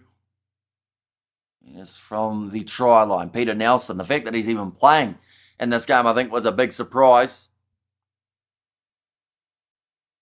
Okay, there, good day to all of those in the Kingdom of Tonga. Says Foot Patrol Australia. Can't believe Samoa didn't win a single game. Says Edward, they didn't. But if they win the game next week up against Chile, they will qualify still for that Rugby World Cup. Beautifully taken again with the one-handed grab. We have got there from Eric J. What language is this? Says Eric. I assume the same one, if you're talking about me, the same one that you're speaking, Eric. And now going off to the side, that looked a little bit too high for Moala. And then they played at ACS Edward. They did. They had a draw up against the Chileans, but that was a part of the Rugby World Cup qualifiers rather than the Pacific Nations Cup. Now I'll put the beast on, Manu, bro. Says Bad Dog. A big collision there again. Josiah Mora. More he touches the ball, more chance he is going to get fruity. Says Eric J. I don't think fruity's a language though, is it? Now sitting 31 metres out from the line. Unless it's like you're doing like a Facebook status update and that's how you're feeling for today, perhaps. Now pick and go there again for Matt Awaru. He has already scored a try throughout this one. Gallagher going across. Left-hand side again, 12 metres out from the line. Peter Nelson. Cole Keefe. Two-man tackle there from Piatel. As well as Afiangi to manage to score the first try of the contest. Now they squeeze a draw out of the jaws of defeat. And mate, you got to get into the NFL. The season just started and a huge audience tunes into live streams over here. Says Sonny. You see, I've never really been one to get into the NFL. I know if you like NFL, you've got Vic and Vern. They often cover a few games each and every weekend.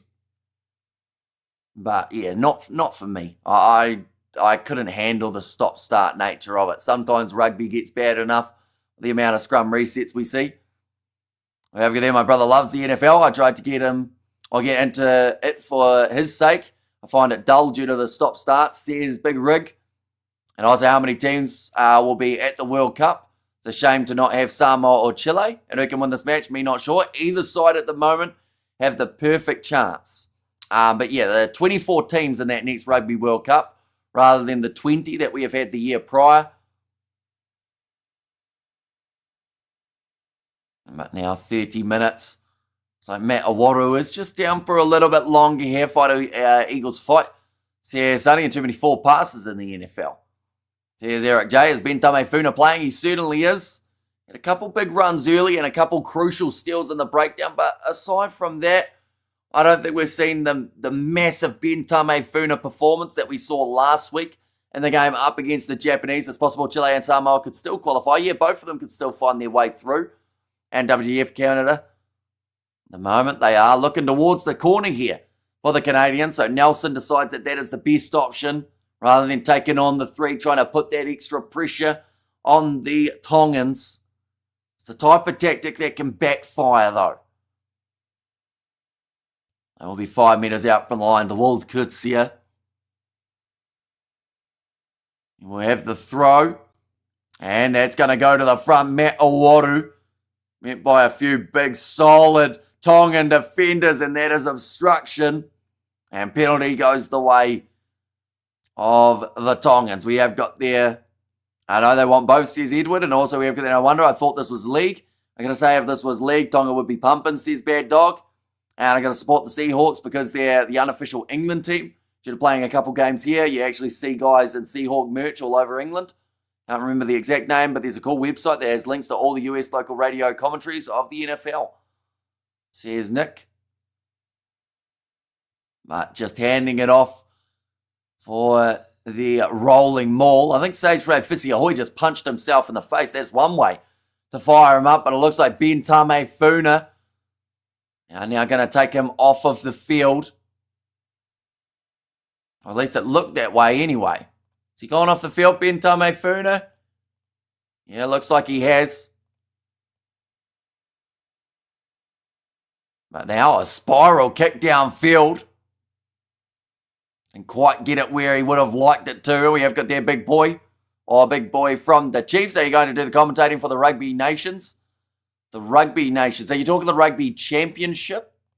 Because if that is the one that you're talking about, we are going to be covering it on the channel next week. The Rugby Championship, New Zealand, Argentina, Australia, as well as South Africa. And that one's going to be knocked on from Patrick Pellegrini. And he is frustrated now, just booting that ball downfield. And New Zealand, South Africa, Australia, and Argentina. Yep, we are going to be covering it. We have covered every other match on the channel already. Irish says, Brandon, welcome in. Hope you're doing extremely well. Like they're saying, those handling errors at the moment for Tonga are getting this Canadian side right back into the contest. Potentially they can. The losing team will be in the final qualification tournament in November. Says a big rig there too. Now scrum feed. You see there, new man out there on the field in the front row. And that is Tau Kalamatangi. I think that Sam Molly is still out there. Just for now. Do you eat all the seafood down South Hamish? Not really. I'm not a massive fan of seafood. So probably just some fish is about as far as I go. Right, referee is saying time off. He does want to reset here. There's been quite a few of those throughout the match already. Okay, he's just saying there's no stability at the moment in terms of those scrums. Let's get to a contest, please. There's a comment from the ref there. It's Brazil or Paraguay. They would have to beat, says Big Rig. And then there's also Namibia in there too, isn't there? Namibia and I think there's another European team, maybe? I don't recall ever seeing a Paraguay rugby match. Have they qualified before? I don't think they've qualified in the past. Even for repechage and whatnot, I think they've struggled to get up there, Paraguay. Now Gallagher. Again, putting this ball in. And the scrum is relatively solid. Almost a little knock on there. Takalua all over Gallagher. He's asking for the penalty. He doesn't end up receiving it. Is the fourth. Belgium is the fourth, sorry. And that is going to be the penalty. Now going the way of Tonga again. And Tonga be their own worst enemy, says Mr. and Mrs. Manu. You're probably right there. They've had a few times that they have made little mistakes. They have heavily cost them the ball. throughout this game. Oh, Patrick Pellegrini just told to wait there. Well, Pellegrini, right down next to the sideline. Imagine a Belgium versus Zimbabwe World Cup final. See, here's Big Rig. I think for that to happen, there would have to be a lot that goes right up till that point. Takalua just all over Gallagher there, not giving him any sort of breathing room. Line out throw here for Sam Molly. And it's going to be nicely taken again by the Tongans, this time trying to use their backline for the first time in quite some time. They get to move it out to the left. Now attack and run forward from John Tupueluelu. Now no advantage, not rolling away. Going against the Canadians. Now flat ball and offload to Tau Kalamatangi. Into the 22 again here for Tonga now. Takalua. Now a little chipper behind, massive amount of space running through, taken by Gallagher. And does just enough to be able to force it dead. On Tupueluelu, who was putting on the pressure, that is for sure. Every other team gets brawls and red cards. Says Big Rig. Yeah, there'd be a lot of suspensions for that to be the final, that is for sure. A little kick from Takalua. And just getting back was Gallagher as well as Nelson. Now that ball almost bounced awkwardly back into the field of play.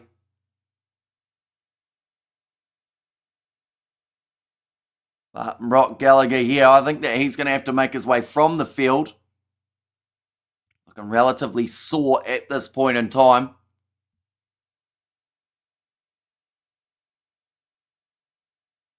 A referee just having a bit of a chat. It's Fiji versus Japan after this. It certainly is. So that game's going to be kicking off in 1 hour and 40-ish minutes time. We are going to have a bit of build-up for that contest as well.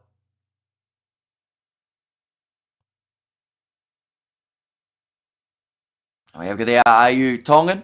Good pronunciation, says Bad Dogs. I have no Tongan heritage at all that I know of. And whether it's Samoa or Chile, surely they would beat Namibia, Belgium or Paraguay. I don't know if I'd back Samoa to beat Namibia based off current form. Like Namibia actually aren't, they aren't too shabby. And if it's a one-off playoff game between the two sides, depending on what Samoa shows up, would depend on if they actually win that game. Now this one's going to be about 5 metres out from the line. Chance here for Sam Molly. I'll throw on this one and nicely taken out the front. Rolling maul here. Not too sure who's ended up with that ball, but it has gone down just short of the try line. Now pick and go around the side of the breakdown. Jumping in there where Canada over the ball and the penalty goes against them. The hands being down. I think Japan is winning the cup. So here's Mr. and Mrs. Manu. Me too, says Big Rig. It does seem like Japan are the side that a lot of people are backing. In fact, can we see the odds for that one? Currently, Fiji are $1.25 favourites over the Japanese. That is a surprise. Now just short of the try line again here. Like, don't get me wrong, Fiji have been playing well, but I would have thought it would be closer to a 50-50 between the two teams. Pick and go, that is the try. Who's it going to be? It looks like... Is it Fisi Ahoy? Yes, it is, the big prop who manages to cross the try line. Now, when Samoa picks the right team, they are capable of beating any team in the world. Says Sonny, the Japanese lads ate some bad sushi last night. And I know something we don't, says Big Rig. Yeah, I would have had that much closer. I would have had maybe, if you were going to have Fiji as the favourite, $1.80 to $2 or something like that. But yeah, $3.80 underdogs for the Japanese is huge in that game. Just because of, that pure amount of skill that we have seen from the Japanese throughout this Pacific Nations Cup competition. And even the box says Big Rig. That is a big moment there for the Tongans to take the lead back now from the Canadians. A nice, easy, extra 2 points as well, straight out in front of the posts. Pellegrini using up as much time. And take it, Hamish. Put 50 on Japan. I don't even have 50 in my TAB account. I got like 50 cents. And it was from a bonus bet ages ago. So that wouldn't go too well. I mean, that would still be a bit back, wouldn't it? But I will leave that 50 cents in because or else then you're not actually able to watch things through the TAB. Yeah, they pushed them hard before. Box not all that. Just terrible All Blacks backline selections. Says Sonny there. Now, kicked off. Canada jumping up for the ball. And Tonga knock it on. 58 minutes through this contest. Still 7 points separating these two sides. Ball on the outside. Nelson. A knock-on advantage will be over. And they're from McMullen, which makes me kind of want a McMuffin when I hear that name. Haven't had breakfast as of yet. But now off to the right-hand side, little grubber attempted. Taken by the Tongans, and they will go back for the penalty. So I just looked it up. Samoa has never been in the box. All Blacks, France, or England. Says Big Rig. And they have been in Ireland and Australia, though, which is neat. Have they been in Argentina? Out of curiosity, Big Rig. They would have pulled off a win up against Los Pumas at some point, wouldn't they? It looks like now Canada are actually taking on 3 points here. They've got themselves the penalty. It's about 32 metres out from the line. But they've opted for the 3-point factor. Gets them 4 points behind. Pumas lose to everyone at some point. Says Big Rig Joe. But this would put the gap down to just the 4 separating them. A few boos going around. This is almost, like I said, it's closer to a home game for the Canadians than it is for Tonga, but you wouldn't think it by the amount of support that the Tongans actually have, but that one's gone over, making a score now 17 points to 21 in favour of Tonga. Final quarter of this match. The eyelids are getting heavier, but we will be well and truly awake for that Fiji versus Japan game. Nah, Puma's now a real force, consistent too. Says Bad Dogs. And Samoa played the Pumas 4 times. Guess the results. I know one of them was in that World Cup, and we saw Samoa get beaten by the Pumas. Oh, we have there. Samoa won 3, Pumas won 1. Really? So it was only that game of the Rugby World Cup that Argentina's actually beaten Samoa in. I wonder where those games were played and who was in the teams at that time. Looks like front row replacements making their way onto the field now for the Canadians. There was a big yawn. By Patrick Pellegrini around the halfway line now. Chance to kick this one off. They are ahead by 4. 1999 World Cup. As Pumas only win over the Samoans. Is it? The two played in the last World Cup, didn't they? In the group stage. Pool D. Surely, right? One moment. We're going to have to Google this one. October, was it in September? Argentina versus, where is it? It's going to be somewhere here. Argentina, Samoa, 19 points to 10 win for the Pumas from that last World Cup. We have got there, they're awesome Los Pumas actually. A lot of passion, they go hard. Michael Cheika did well with them. Says Bad Dog. It's crazy how the Pumas in Japan have got them much better each year, but Tonga and Samoa stay the same. That is a big run from John Tipueluelu. Pops it up to now Takalua. We see there Bocha has made his way onto the field for Flesh as well. Charles Piatel playing halfback goes across to Sage Frere Fisiahoy to just recently score himself the try. Samoa Rugby League, which is best players, have come to, are in the top 3 in the world. Samoa Rugby has got their best players, or Samoa Rugby got their best players can beat anyone. Manu Samoa haven't gotten worse. As someone else thinks, I think the lack of money hurts them. Says Big Rig. And our back line here, Charles Piatel offload to Pellegrini. And it's another try for Tonga, the double for Patrick Pellegrini, and an important moment in this match now. The 3rd place final being played, and the Tongans are taking that little bit more of a lead. It's come at the perfect time for them as well. Just when Canada thought that that match was getting that little bit closer due to the 3 points being taken. I have a feeling now they may regret for that choice. Nice try, says the AI underdog pick. Patrick Pellegrini just trying to snipe through. I just talked about Charles Piutau there again in terms of maybe he hasn't done the flashiest stuff today, but he's made some brilliant choices throughout this game. One of the reasons Wales sucks is because they're losing money, planning to close down 2 club teams. That's a big controversy here. Says Big Rig. I say horse steaks on the menu tonight. Says Bad Dog. I wouldn't mind a steak at the moment, to be fair. Might wake me up a little bit. That one from Pellegrini has gone over, making the score now 28 points to 17. We're all yawning in the UK. Yeah, you guys at the moment in the UK are sitting about 1 a.m, aren't you? Canada deserved the win. Their ref was bad. They weren't penalised for an hour. No one is ever that perfect, says Godzone. I guess in Argentina and Japan, the game is constantly growing. They attract more players and fans, then they improve, says Nick there as well. Canada, ball is back in the hands of Moala. Takaloa. Find his way through. Big clean out there coming. Now Patrick Pellegrini. With the 16 minutes still remaining on the clock.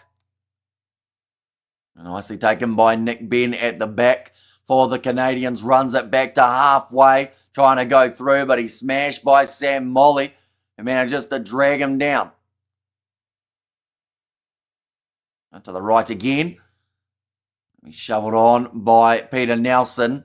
Mentioned about those odds a little bit ago. At the moment, Canada now $11 underdogs, but they have broken the line. Matt Owaru, such a hard man to put down, but Pellegrini onto the ball and manages to win the penalty. It's one of the biggest players out there on the field versus one of the smallest in the breakdown, but does go the way of the small man there, Pellegrini, who certainly can pack a punch. But Argentina and Japan will never have players of Lomu, Nonu, Cullen, Umanga, Kano, Collins. Says Sonny there.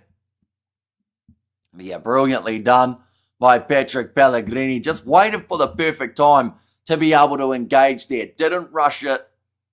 Instead, just kind of waited patiently and then went bang over the ball to get that steal. 15 minutes remaining. It's just that. These great players play abroad. What they see is the better careers, says Eric, and good man Pat, says Yeti. He's got to be up there for close to man of the match. 2 tries speaks for itself, but also some great work in the breakdown. We've seen his goal kicking's been solid.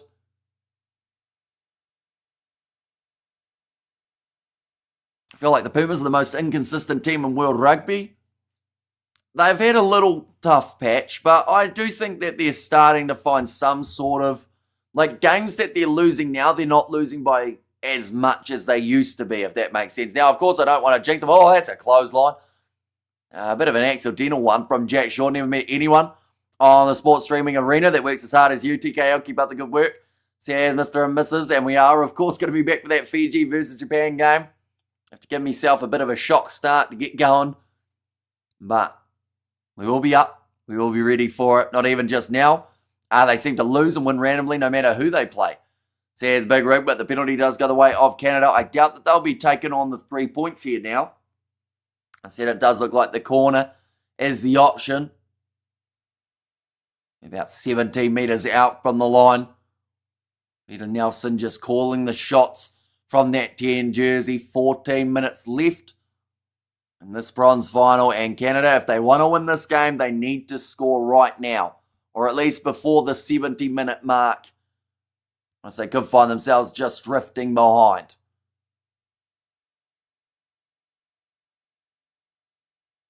Okay, 5 is the call.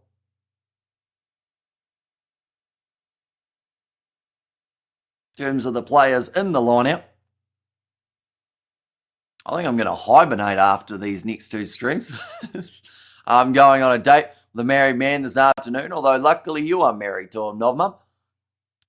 Now, bit of a rolling maul here. There's going to be the advantage. The World Kutsia hanging on to this ball. It's still marching forward. Tonga going to struggle to be able to defend this one if they don't stop it very soon. And another advantage. Need a red ball or a monster. Says Big Rig there. Now going short side. Little step. Beautiful flick pass on the outside. Nelson scores it. He took a high shot. It was actually head on head there. So they may have a quick little check of this one, and it might end up being something a bit more than just the penalty. You probably need a double shot of coffee and a can of Red Bull. Says Mr. and Mrs. I love Pepsi Mac. That's my drink of choice. Says Big Rig there. Yeah, staying down at the moment is Peter Nelson. It was a awkward collision of heads. I think they are just checking to make sure that there isn't any foul play involved. The car will be a lifesaver for Canada at this point, says Big Rig.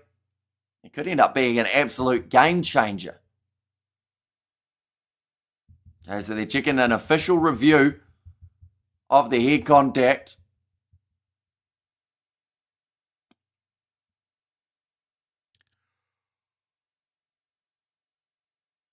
Well, number 14 red in the scenario, so that is Nikolai Foliaki. Nelson again getting a few repairs to the top of his head. Took a big shot last week too. I like that all the games today have been competitive, says Big Rig. Yeah, there hasn't been too many one-sided games across the whole board, has there? That is head on head. I think this is going to be a yellow card for the Tongan player not dropping enough there, Foliaki. Yeah, it meets the yellow card threshold, I would say, Women's Rugby World Cup. It was a little one-sided in most games. Says Big Rig there. Yeah, or at least it started close for England versus France. It just didn't finish close, unfortunately. Right, meets the yellow card threshold and it's getting sent for an off-field review. Tonga needs some fresh legs quick. And come on, Canada, now's your chance to have a big shot, or be a big shot, as Spamton would say. And enjoy listening to you. A wild turkey here in California, mate. 1.7 litre Jack Daniels is $31 in California, says Sonny. And still time for Canada to come back. Absolutely. And if they get this kick over, that just makes it that little bit more intriguing. Peter Nelson, he is all strapped up and ready to kick this one now and try. But even at the 70th minute, France were fighting. Game wasn't really over until like 75 minutes, says Big Rig. I think Canada has taken the cup for the Women's World Cup. And that is a great kick from Peter Nelson. Goes straight over. And now making the score with just the 12 minutes remaining. It's going to be a gap of just the 4 points between the two sides. This one's going to go either way at this point in time. But yeah, big collision. Peter Nelson and the Tongan defender who just got sent the wrong way. Like they say, momentum now firmly with the Canadians. They have also got themselves the man advantage in this case. They will try to make the absolute most of it. Canada deep inside of their own 22, kicking towards the sideline. And doesn't end up finding the sideline here. Tonga round the halfway line. Patrick Pellegrini, oh goodness, he's been smashed. And that's going to be a yellow card now for Canada. Or is it? They might just be checking it. Tonga is cooked. Says Mr. and Mrs. Manu. So straight away it looked like he was going for the card because he actually reached for the pocket there, the referee. Decided against it afterwards.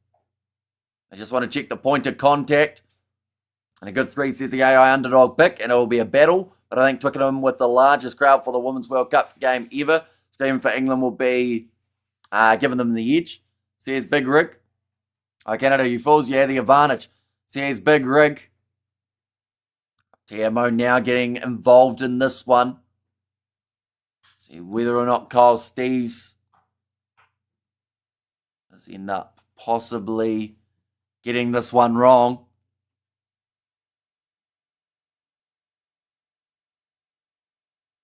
By the sounds of it, the commentators are just saying it would be a penalty in their eyes. We'll have to wait and see whether or not that is the case here.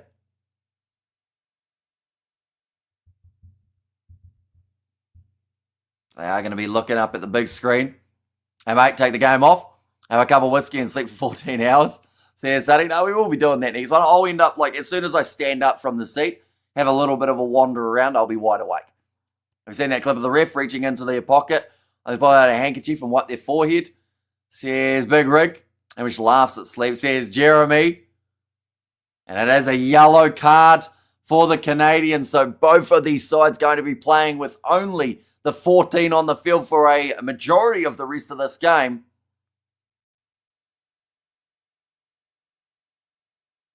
They said he just tried to sell it as if he didn't change direction, but no, he dropped the shoulder big time. Into Pellegrini, drive it, take the momentum. Says the AI underdog pick.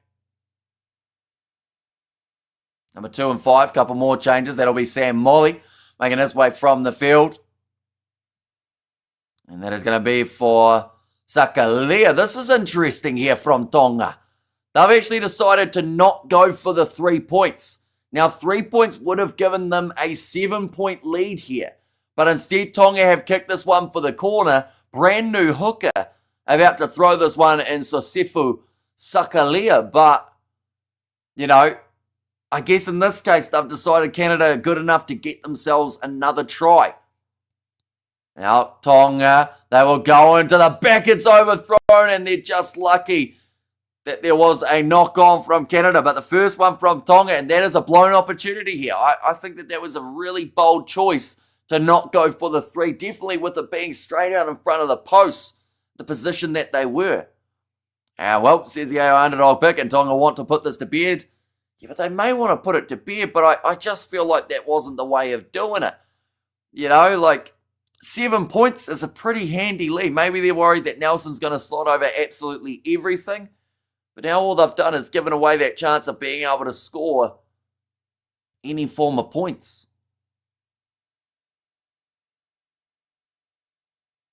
But now, still 11 minutes remaining. Weird decision for sure, says Jeremy. Definitely with where it was. 22 metres out from the line. Did you know Canada burned down the original White House? I did not know that.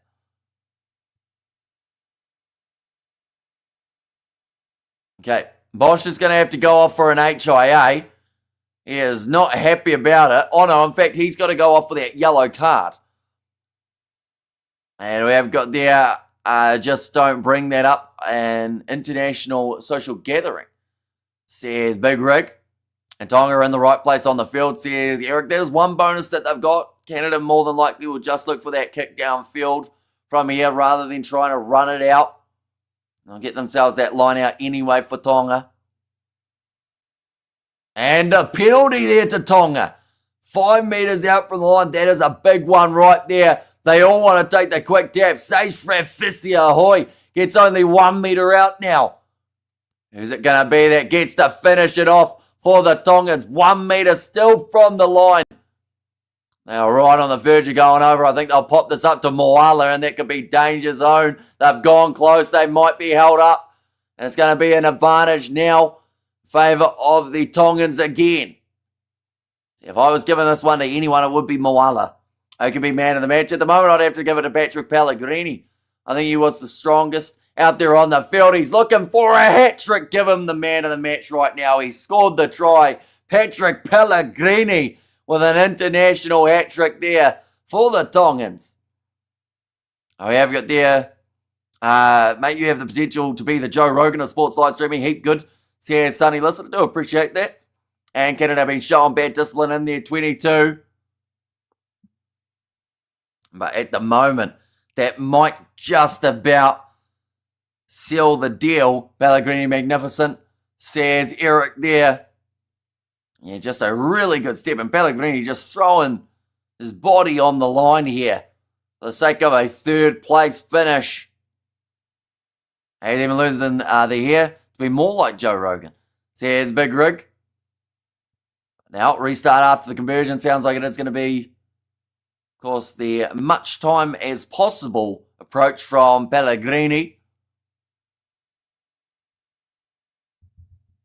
Well, we go like this. And like this as well. Is Rogan unpopular or summoned?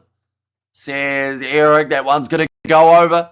Now 35-24. I would have to say now you'd think it's almost enough. But at the same time, there's still quite a bit of time remaining. Canada are $26 underdogs here. Now just talking about the injured Tongan player. And that's ball game. Canada not scoring twice, says Big Rig. Though it depends on whether or not Tonga drop this kickoff. So if they drop it, then it's all on. for the final moments of this game. But still 8.5 minutes remaining. Tonga need to fix a few things if they want to make it as far in the World Cup. It looks like Kalamatangi. He's actually going to be the man going off. So Ben Funa making his way back onto the field. Straight away trying to get involved. He'll be quite fresh too at this stage, Ben Funa. Now, Halaholo. He's also made his way onto the field. That is for Unga. Backline movement now for Canada. Step there from Nick Ben. Time for Tonga to jump or stuff the ball up their jumpers. Says Nick, and it's another turnover here for the Tongans. The halfway line with 8 minutes still to play.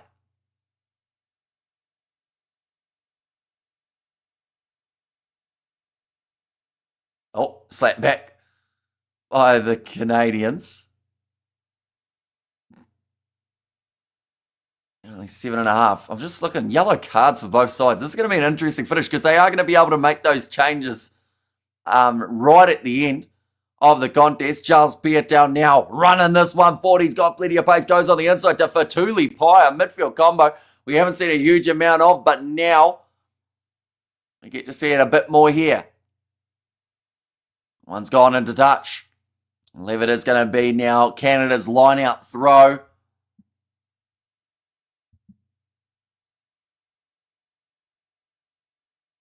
Oh, call for the HIA. That is for, by the sounds of it, Patrick Pellegrini. After taking multiple big shots throughout this game. But Fatuli Pai just trying to go into that outside channel, and Josiah Mora just had him enough. I've had trouble with the line-out numbers all throughout this one. That's nicely taken by Canada. 7 minutes now on the clock, going off to the right-hand side. Oh, back across again. And behind, another step from Nick Ben.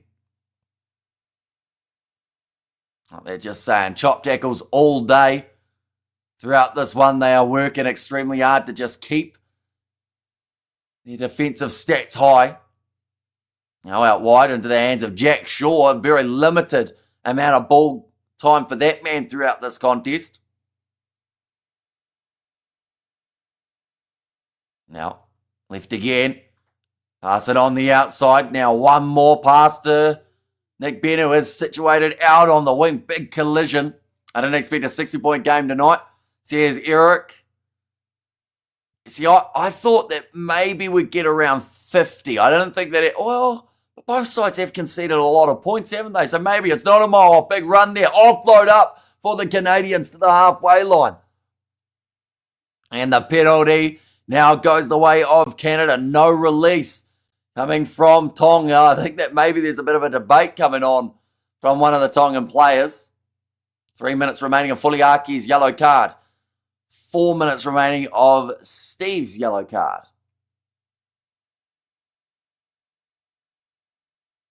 Joe Rogan is number one podcaster in the world by a country mile. Spotify pay him $50 million a year, says Sonny Listen.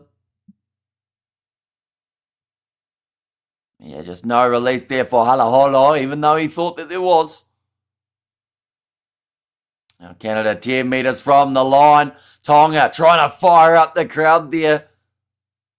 Moala just trying to keep them loud and proud of this Tongan side. 2-score deficit at the moment for the Canadians. This is not going to be easy for the final 5.5 minutes. Tonga will do a lot of defending throughout their time. Also, I used to host Fear Factor, if you ever saw that show. Says Big Rig. Now nicely taken.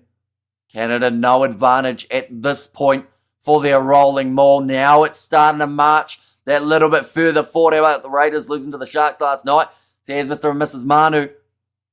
Off to the left-hand side again. One more pass. Big chance here. Stepping beautifully was O'Leary. And number 23 jersey, and the penalty goes the way of Tonga. And frustration for Canada now, as that might have been their last big chance to get back into this match. Tonga now feel like they have done enough to be able to close out this game. Ben Funa telling everyone to settle down. They've still got time.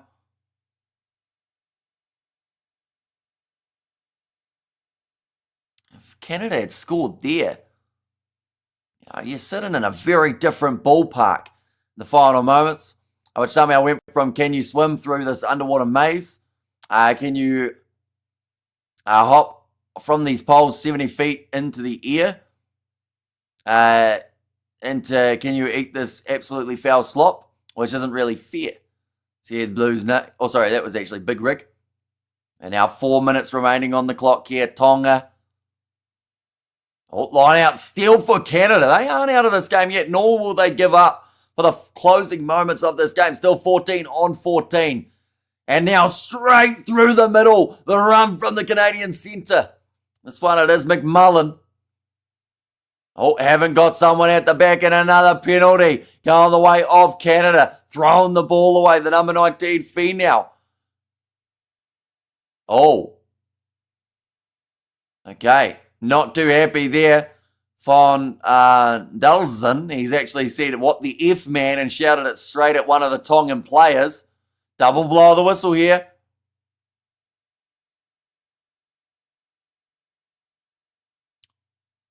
Oh. It's a yellow card. And it's actually going to be Tonga now playing with 13 men by the sounds of it. Or is it? No, maybe it's just an injury that they're dealing with. My apologies. But now Canada, they have got themselves this ball 10 metres out from the line. It looks like at the moment they're trying to do absolutely everything they can to try and get their big lock in Pulanaiti back out on the field. Come on, Canada, make the woman proud. Says Big Rig. Now just a couple metres out. Canada, 3 minutes left on the clock. Josiah Mora. They can get the ball out to him. It could be danger. Another advantage here against the Tongans for their discipline. Now back, pick and go once more. Now again, Canada looking to search for that position. That looked like a knock on, or maybe it went backwards. I'm told to get out of there again. 10 million a year, says Sonny there. Now 2.5 minutes. Now pick and go once more. See one of the Tongan players still down on the sideline, which does mean that they are still playing with 13 up against 14 here. And the penalty. Double blow of the whistle. Time is off, and it could be another yellow card here for one of the Tongans. Rogan went from fear factor to making 200 million a year. Smoke weed and talk to people about aliens and God, says Mr. and Mrs. Okay, I think this is going to be the last warning again here for Tonga. Still trying to stretch on the sideline. Hearing Tonga at the moment are the side that are getting more support in the stands than the Canadians. But just 2 minutes left. And it looks like Canada again, are going to go for the quick dab, getting close. Matt Awaru, 2 meters out. Now another step there, driven backwards. Kali Martinez looks like he's going to play the full 80 minutes. He can still qualify for the World Cup. Belgium, Chile, Samoa. And then also, I think Namibia are also still in their running. And then also Paraguay and Brazil, I want to say, are the other ones. Now sitting about 6 meters from the line. Oh, that's a big steal for John Tupu Eluelu. And simpler time, says Big Ricky. You see the celebration from the Tongan coaches there in the box. We have got there IIRC. He said the way he got the job was just that guy made the show, just went, hey, want to do this? And he said, sure, why not? They did it for like 12 years, says Big Rig. Now just 1 minute remaining. Time is off. Another sub here. He looks a little bit wobbly on his feet, almost out on his feet there for Moala. Both sides are back to the full 15. Oh. Is the medic okay? The medic was just holding the back of his head like that, as if to say maybe he took a knock. They need an HIA for their HIA man. Rugby's a tough game. So here's Big Rig Joe. And just a 1 minute now on the clock as it does continue to tick down. Next game that we are covering on the channel, it is starting in an hour. Ladies and gentlemen, that one will be the game between Fiji and Japan. That is definitely a must-see final of the Pacific Nations Cup.